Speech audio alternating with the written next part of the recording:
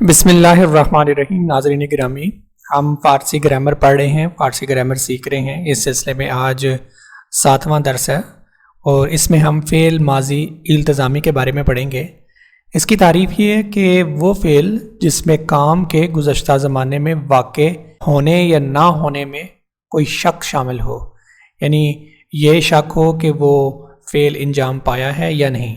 آپ اپنی اسکرین پر ایک جملہ لکھا دیکھ رہے ہیں، شاید احمد بے لاہور رفتے باشد، یعنی اس میں شک ہے کہ احمد ہو سکتا ہے کہ شاید لاہور گیا ہو۔ شاید انصر حسین درس خواندے باشد، شاید انصر حسین نے سبق پڑھا ہو، تو اس میں ایک شک ہے۔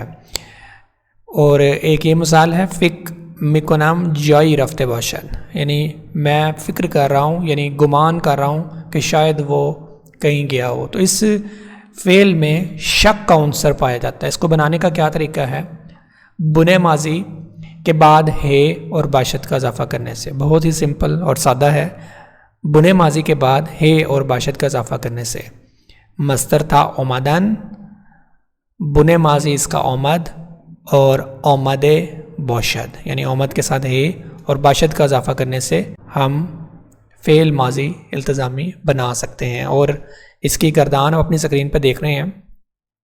اول شخص مفرد من اومده باشم، جمع ما اومده باشیم، دوم تو اومده باشی شما اومده باشید، سوم او اومده باشد ایشان اومده باشند۔ تو یہ اس کی گردان ہے، آپ اس کو ہیں۔ اور منفی بنانے کا وہی سمپل طریقہ ہے، کچھ نہیں کرنا، صرف اور صرف شروع میں نون لگا دینا ہے۔ نون کے اضافے سے آپ بنا سکتے ہیں نئے اومده باشد، یعنی ممکن ہے کہ شاید نئے اومده باشد، یعنی ممکن ہے کہ وہ نہ آیا ہو۔ سوالیہ کے لیے جملے سے پہلے آیا لگا دیں گے، جیسے باقی تمام جو افعال ہیں اس میں ہم نے لگایا ہے آیا شاید نئے اومده باشد۔